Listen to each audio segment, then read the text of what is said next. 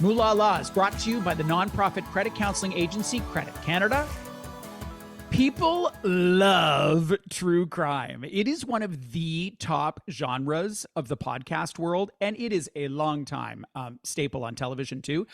The conversation that we're about to have is about as close as I will ever get to true crime. We are going to talk about financial crime and money laundering in particular, and what tech companies are doing to try and stop it.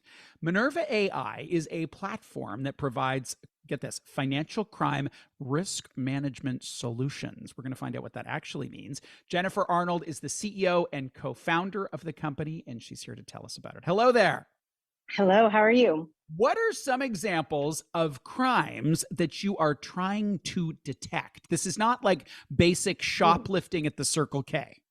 No, absolutely not. So when we are talking about money laundering, we are trying to understand if banks or other financial services providers are enabling criminals to launder money from the proceeds of crime. So human trafficking, wildlife poaching, drug dealing, terrorist financing. Those are just some of the things that fall under that financial crime umbrella. And if there were no sort of there was no policing of this, they would earn this money through poaching or human trafficking. It would arrive in cash, and then they would just go put it in their bank account. But there is policing, and so there are systems that would detect that money doesn't have a source grounded in traditional business. How do you see what's going on there?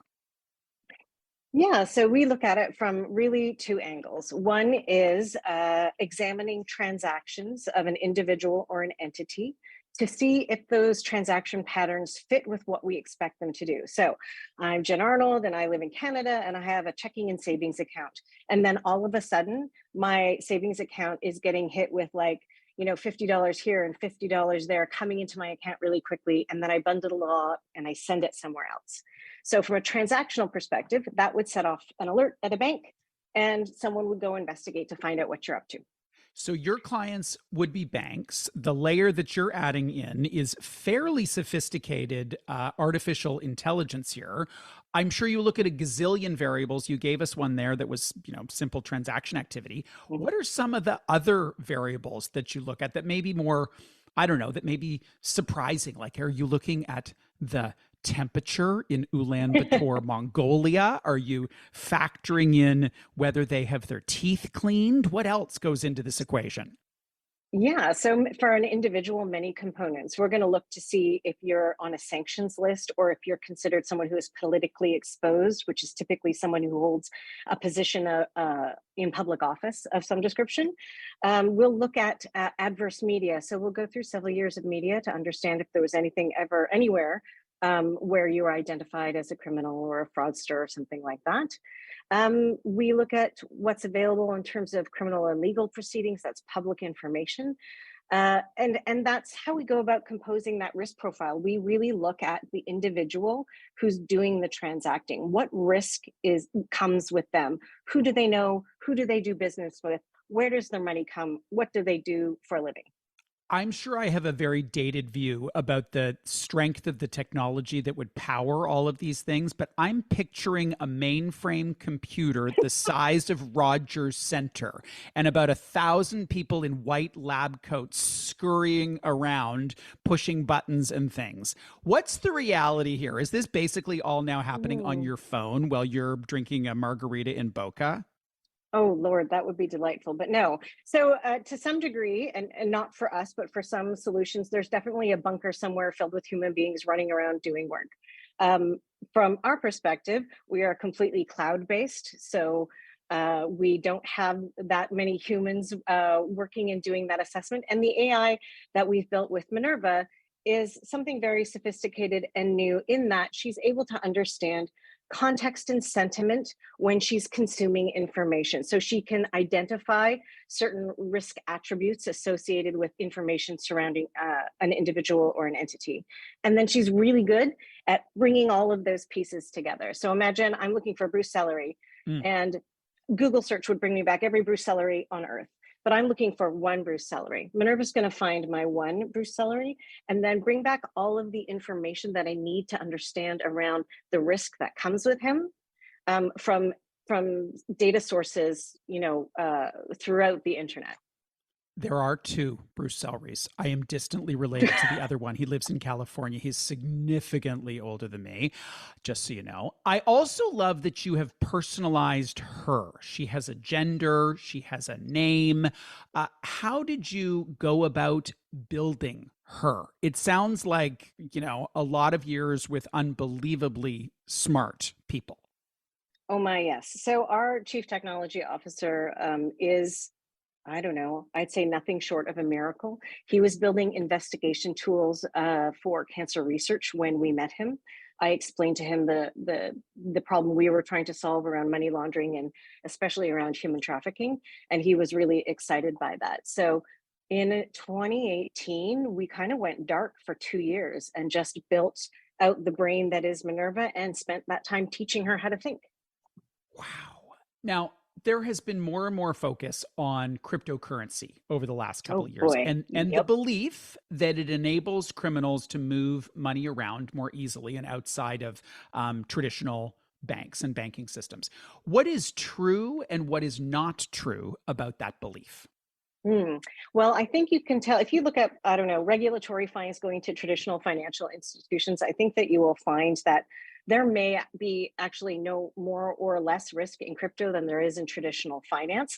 It's just that the codification and the how we do that work in traditional financing is well understood, and we don't have the pseudo anonymization piece that you do have in crypto. But in terms of like propensity for evil, I would say they're probably relatively equal. Really? Okay. Well, speaking about evil, where is the world headed? Who's winning? Is it the Mhm. superheroes or is it the villains? Well, I will tip my hat to the villains and acknowledge that there is no other population that is more creative and inventive. As we develop controls, they are developing, counter controls. So it's a constantly evolving space. And one of the advantages of working with Minerva AI, for example, is that she can evolve along with the industry and along with the regulation. So you're not going to be caught offside. Um, I think the fight is a really tough one, and I don't think we're winning. I don't think the good guys are winning. Mm. She is Canadian. You are Canadian. How does Yes. the Canadian ecosystem, for lack of a jargon-free word, in the world of AI and in particular fighting financial crime, how do we stack up globally? Are we in the top 10? Are we leading the thinking here, or are we just playing catch up? Oh my goodness. I honestly, I think it depends on the day. So if you were looking at the news in a year ago, we talked a lot about whitewashing or snow washing in Canada in terms of being a haven for money laundering, and that is more or less true. And we've been doing it through things like real estate and other means for quite some time. In terms of technology, Canada, Toronto Waterloo corridor is really, really, really.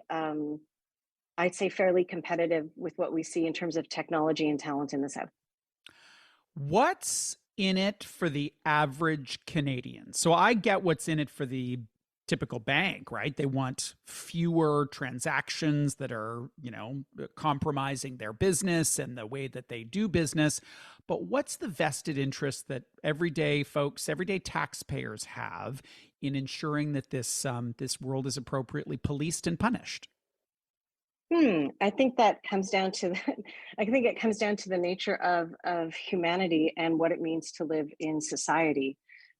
We do not fare better on our own or when we take care only of our own self interest. So, from a societal perspective, being able to detect and eliminate like really heinous crimes like human trafficking, Mm. that's a win for everybody. You're literally making the world a better place for you, your family, your children, and everyone you know, and everyone you will never meet.